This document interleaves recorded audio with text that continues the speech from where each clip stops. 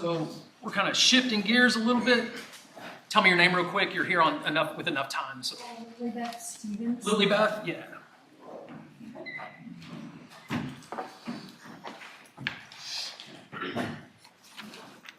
So we're switching gears here. We've been dealing with epistemological issues. So we looked at what is knowledge, and we looked at the requirements for propositional knowledge, dealt with the issue of certainty with regard to justification. We looked at character traits, mental character, or character traits, intellectual habits of mind that we have control over that might either enhance or serve as vices to the discovery of knowledge, and then also how social networks can create echo chambers that mess up what we believe and how we believe it, right? So now we're shifting gears a little bit to metaphysical problems. So these are all problems about the nature of reality. The first one we'll deal with is a problem about human beings. What's the nature of human beings and and the reality of what makes them up. More specifically, we'll look at the mind-body problem. And then that simulation argument that you'll be looking at after Mardi Gras break and the remote lesson, it's about the nature of our world, right? And whether it's like a digital computer or not. So it's the simulation argument. It's tempting to view that as another skeptical scenario, but it's not a skeptical scenario. He's not trying to raise a question about the nature of knowledge and whether or not we can have it. It's a question about the nature of the reality as we perceive it. And he's going to make that in the lecture that I'll have you watch it's a 20-minute clip of the proponent of this argument where he's explaining it himself, and he makes that important distinction there. So again, two big problems that have to do with the nature of reality. This is the mind-body problem is one of the basic problems or classical problems in the philosophy of mind that deals with lots of questions related to consciousness, the nature of persons, personal identity, things like that. Free will is a metaphysical problem. That'll pop back up again in the simulation argument a little bit in the reading from Fogel. We'll look at a specific problem here in metaphysics. Again, the mind-body problem. And so traditionally, at least certainly in Western cultures, we tend to think of the mind as a non-physical thing and bodies obviously as physical things. And so how are those two things related to one another, right? How is it that we can have a non-physical mind? Make sure y'all are all here with 5 minutes, so make sure you give me your names at the end so you get credit for attendance. So again, non-physical mind, how does that relate? What's the precise nature of the relationship to the body? So again, this just as a question, what is the relationship between the mind and the body, especially given that these two seemingly constitute a pairing or a union of radically dissimilar realities, a non-physical reality and then the physical bodies. And so a key principle that's going to be really important for us throughout this whole mind-body problem is Leibniz's law. The key thing about Leibniz's law is the distinction between essential properties and contingent properties. So essential or necessary properties are properties that a thing has to have either to exist or to be a thing of that sort. So it can't be taken away without changing what the nature of the thing itself, changing what it is, or it ceasing to exist altogether. So a good example of a necessary property for being a human person is having self-awareness, right? That's a pretty good candidate, right? But you could take away the property of being bald or not being bald without taking away the thing being a person or it ceasing to exist. So again, essential properties versus contingent properties. So Leibniz's law says that if two things are the same sort of thing, if they're identical, sameness, then they share all the same essential properties and fail to share none, also known as the indiscernibility of identicals. And so if you just look around the room, you can see a bunch of beings that we all agree, probably, most likely, are people, but they have lots of different appearances, lots of different contingent properties, right? So that's, again, the key distinction there, contingent versus essential property. Everybody good so far? So again, Leibniz's law is going to play a big role both in the arguments for as well as the criticisms against various proposals for solutions to the problem of mind. We're going to look at a couple of those options. Mostly, we're going to look at substance dualism, or what the reading for today called mind-body dualism. We're going to look at mind-body materialism, but there are two different versions of that, or just materialism. Materialism is the view. So dualism, substance dualism, human persons are made up of two substances, right? Materialism, the only stuff that exists is matter, energy in different forms. So material things, corporeal things. And then functionalism is where artificial intelligence and consciousness come in. And it says that what's important is not the sort of stuff that the thing is made up of, but the sorts of functions that it performs. So if this being, even if it's a synthetic thing, performs all the functions we associate with having a conscious mind or being a minded creature, then it counts as a minded creature. Right? So 3 basic philosophies of mind, or theories of mind. We'll look at some arguments for and against those versions. I'm going to try to get through a bunch of them today, so I'm only going to go over a little bit about materialism, and I'm going to worry about dualism and functionalism the most.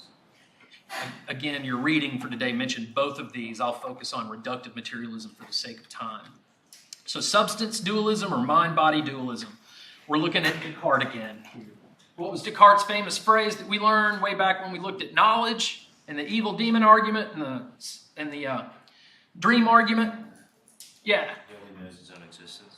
Yeah, the cogito. Cogito ergo sum. I think, therefore I am. I'm a thinking thing. I'm a conscious thing. Therefore I exist. Right? So back then we were worrying about that is how that played a role in his responses to skeptical arguments. Here we got to look at how that same idea is going to play a role in his philosophy of mind. His version of substance dualism. So here, I'm going to call it the indivisibility argument or the divisibility argument, whichever way you want to say that. Here's the first main paragraph. This also comes from the same book that we had excerpts from for the evil demon and stuff like that. It's the Meditations, just later in the book. So he says, the first observation I make at this point is that there is a great difference between the mind and the body, insomuch as the body is by its very nature always divisible, while the mind is utterly indivisible. What property is not shared between those two things? One of them is what, and the other one is not what? Divisible, right? Leibniz's law. So he's saying divisibility is an essential property of being a physical thing, but indivisibility is an essential property of being a thinking thing, right? So he says, for when I consider my mind or myself, insofar as I am merely a thinking thing, there's the cogito, I am unable to distinguish any parts within myself. I understand myself to be something quite single and complete. Although the whole mind seems not to be united to the whole body, I recognize that if a foot or an arm or any other part of the body is cut off, nothing is thereby taken away from the mind. As for the faculties of willing, of understanding, of sensory perception, and so on, these cannot be termed parts of the mind, since it is one and the same that wills and understands and has sensory perceptions. So I got a body that's a unified, complete whole thing, can't be divided up, and then bodies that can. Right? Thinking stuff versus physical stuff. Substance dualism, 2 kinds of things make up all of reality, either one or the other, or a combination of both. Human beings are a combination of both. So he says, as for the faculties of willing, understanding, sensory perception, these cannot be termed parts of the mind, since it is one and the same that wills, understands, and has sensory perceptions. By contrast, there is no corporeal thing that I cannot think of, which in my thought cannot easily divide into parts. And this one very fact makes me understand it is divisible. This one argument would be enough to show me that the mind is completely different than the body. So that he's announcing it very explicitly.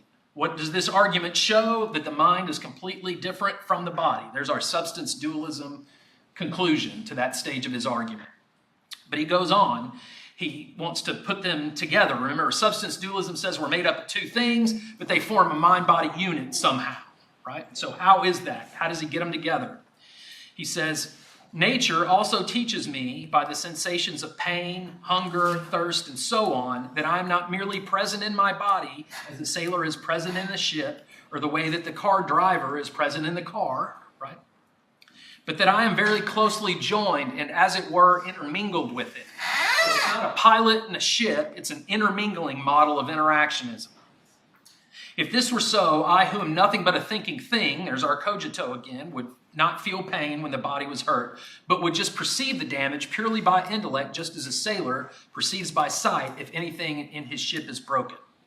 So he's saying your mind doesn't sit in your body the way a pilot sits in their ship. It's intermingling of the two that make a unit. So somehow they interact with one another. Make some sense so far? I'm going to...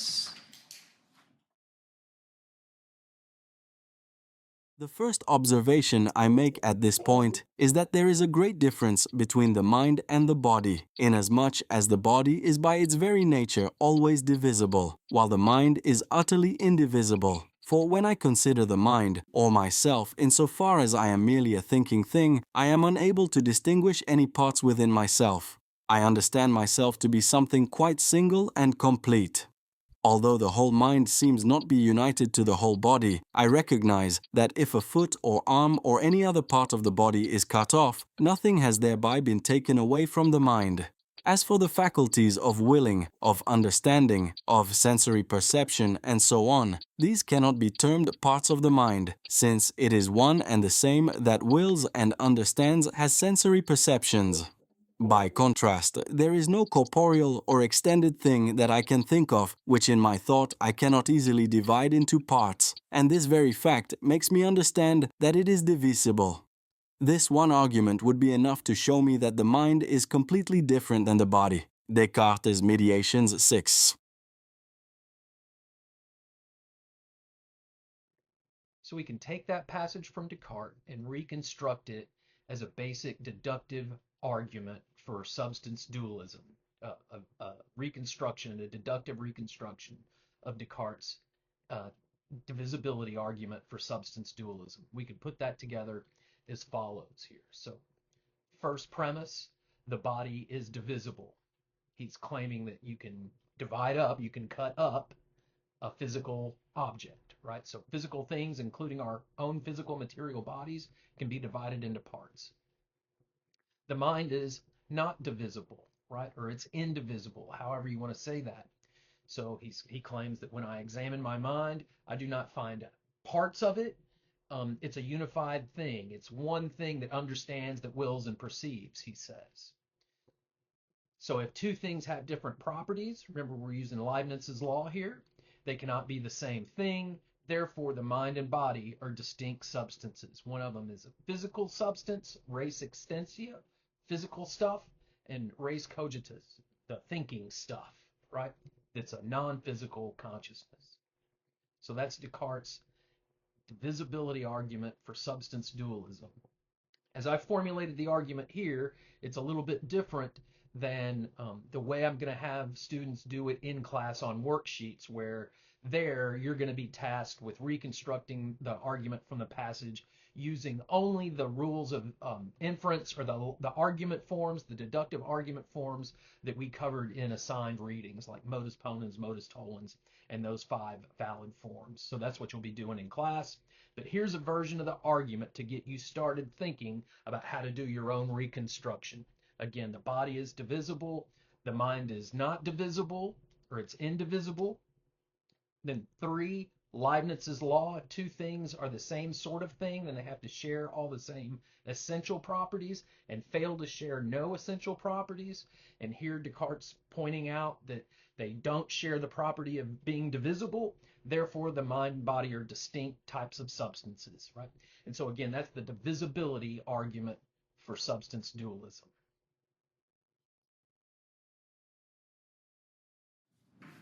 So let's look at some objections to substance dualism, and then after that we'll pause and do the part 2 on the worksheet.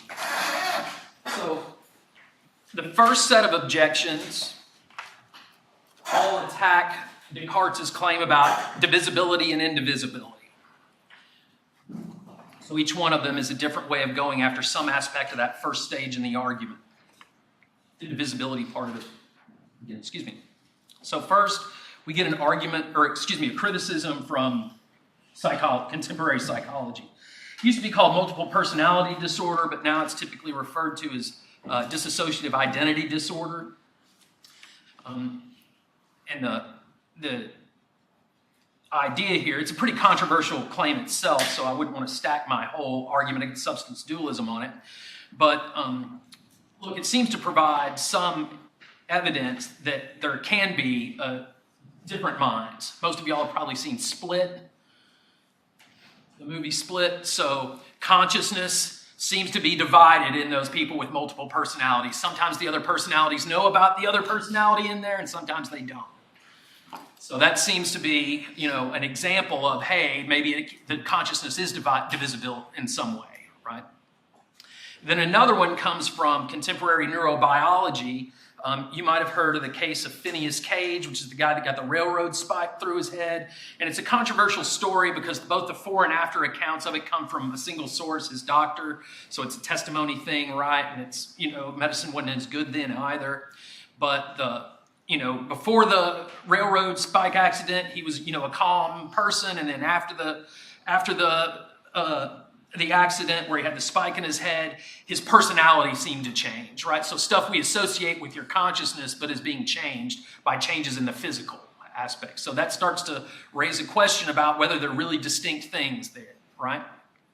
And then the next one is a begging the question or circular reasoning fallacy that we need to worry about. So again, that's a fallacy that occurs when the conclusion of the argument when the premises of the argument presuppose the truth of the conclusion rather than implying the truth of the conclusion. So again, circular reasoning or begging the question fallacy. We've covered that a couple of times, beginning back with the critique of truthiness there.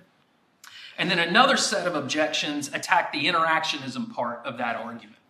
And we got one called the location objection, the conservation energy objection, and the force objection. Notice most of those, especially the last two, are going to come from are rooted in scientific findings, right? So some things to worry about there. So again, location objection, conservation of energy objection, and then the force objection. Let's take a look at that first begging the question objection. Well, actually, so if we're thinking about the indivisibility stuff, right, and they're claiming the body is, the mind really is divisible rather than indivisible, it's going to be going after premise 2, right? Most directly.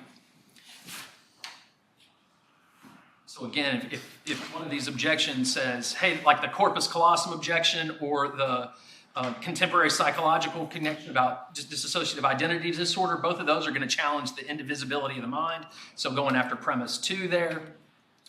And then the begging the question objection. So again, from a different source, but one that I'm going to draw on for this example.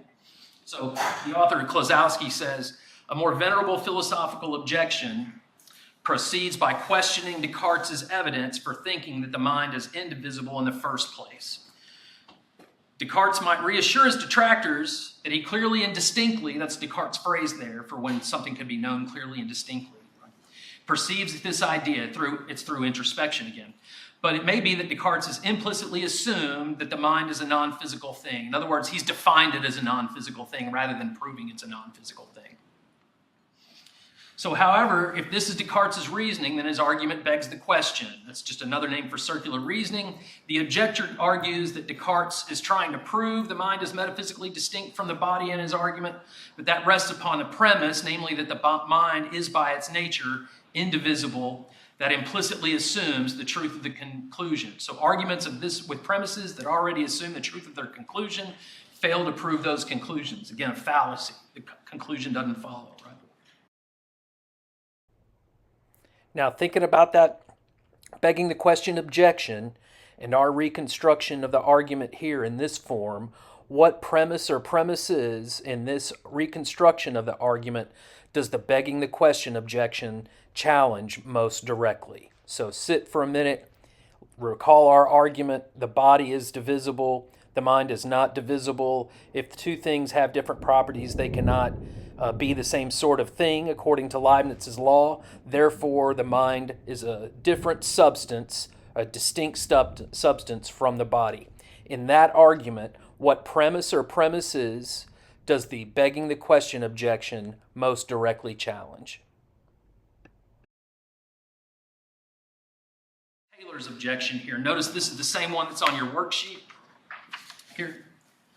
So interactionism becomes quite unintelligible as soon as one endeavors to spell out in some considerable detail some bodily change, and then show how mental or non-physical processes can in any way be involved in such a change. It's not enough to say that the mind acts upon the body or that some particular mental thing like an idea or a belief acts upon some particular part of the body. It's the precise localization of such activity that presents great difficulty, as of course it must, since mental processes are by their very nature, the very description usually given to them, non-localizable in the first place. To say at any point in the description that the mind acts upon the body is not to explain anything, but rather to just spare oneself the task of pursuing the description of the physical processes any further. So again, think about this objection and then let's have you fill in that part of the back of the worksheet.